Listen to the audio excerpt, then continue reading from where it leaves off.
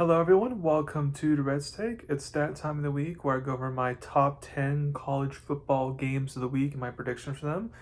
So let's get started with my top game of the week in the Big 12 with 17 Texas Tech versus 16 Utah, or 3.5 point favorites.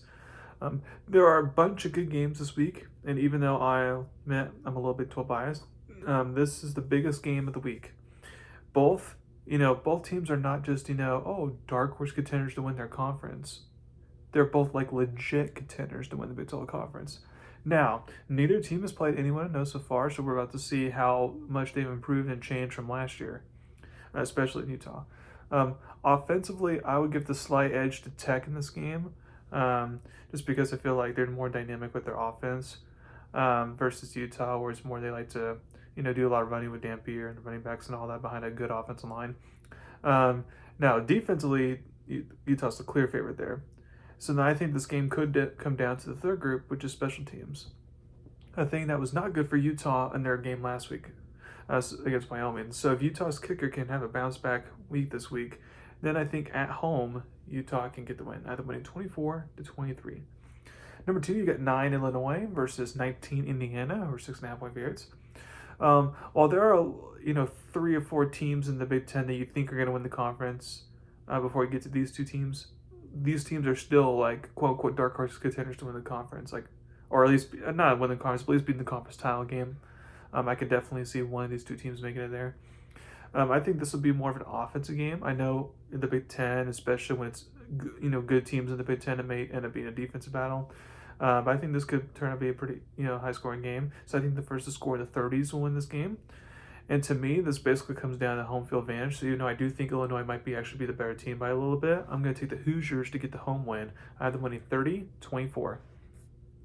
Number three, you got 22 Auburn versus 11 Oklahoma, who's 7.5 point favorites. Auburn quarterback Jackson Arnold faces his former team that benched/moved on for him this past offseason. With Auburn beating Baylor back in week 1, a lot of people think, okay, maybe Auburn has finally arrived under Hugh Freeze. Well, this game will tell us a lot more because even though they get credit for being Baylor and that good offense, their defense is horrendous.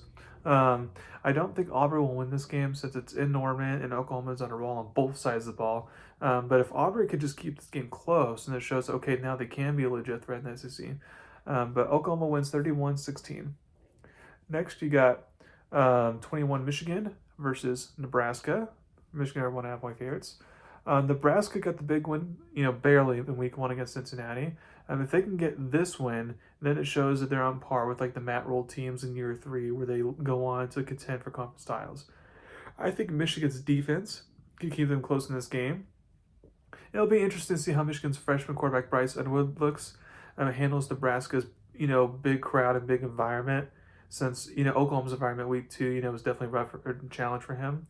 Maybe he's already learning how to go through his mistakes and all that. But I still like the Cornhuskers to barely get the win and show that they're a dark horse to win the Big Ten. Either winning 23-20. Number 5, you got Arizona State versus Baylor, who 2.5 point favorites. While both teams took a hit against what's perceived as the lesser half of the SEC, we'll see if they are or not, but that's the perception. These two teams still have all their goals in front of them, which is to win the Big 12, and if you win the Big 12, you're in the playoffs. Since the Big 12 conference race will be super tight and fun to watch, since it's the conference with the most parity, in my opinion, from top to bottom, the home teams winning their games is really important. Since Baylor's defense has not been good this year, I expect Arizona State to score. So it'll be interesting to see if Baylor can win this game in another shootout like they did against SMU 2 weeks ago. I think the Sun Devils should win this game, but something has just not looked totally in sync or right, with Arizona State. I definitely feel like they're missing their star running back, Cam Scatterby, from last year. He was the heart and soul of the team. I feel like it's definitely showing. Therefore, I think because this is in wake, I think Baylor gets the win and finds a way to squeak out a win here. I have them winning 34-31. Number 6, you got SMU versus TCU, or 6.5 point favorites. This is the last matchup of the battle for the skillet for the foreseeable future.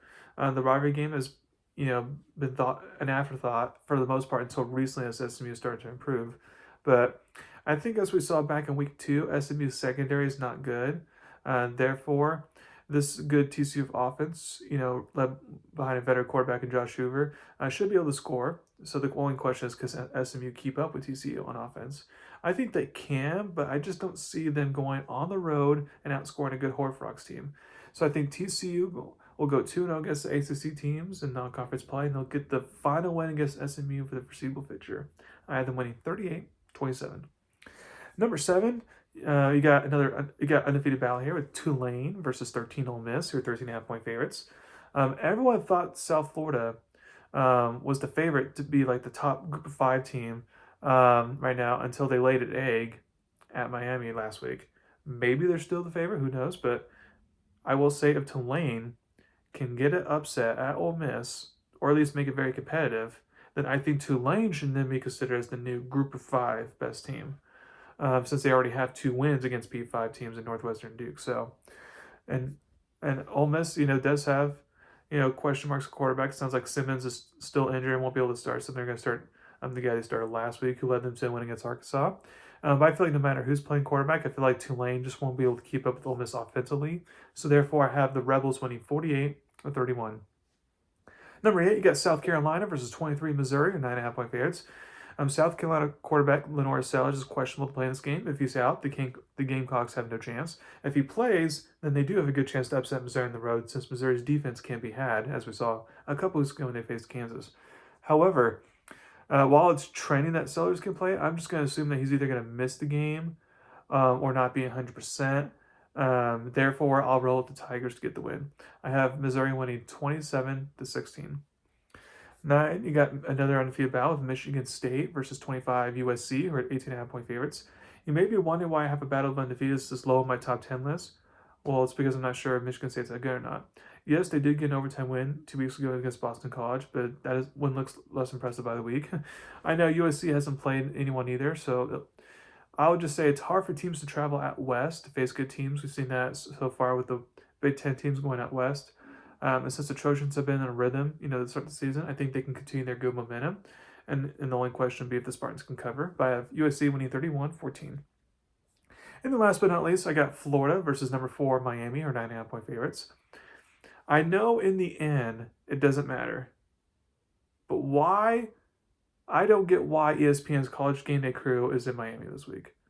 I know this is a good rivalry. However, take the name brands out and you say Team A is a top 5 team hosting Team B with a losing record and looks bad on offense to start the year. Doesn't make any sense if you look at it that way. So I feel bad for teams like Utah or Indiana, who, don't get College Game Day a lot and, could have gotten them, but it is what it is. Now for the game, I think Florida's defense does its part, and they give Carson Beck troubles like they actually did last year when he was with Georgia. They gave him troubles, but I think with Miami's defense, though, I feel like they can contain Florida's offense since it's going through its struggles right now with taking care of the ball. So I think it'll be a close game until the fourth quarter, and then Miami starts to pull away. I have Miami winning 24-14. So thank you very much for listening to my podcast today. Please subscribe to my channel and tell them about me. Thank you very much. You have a wonderful weekend.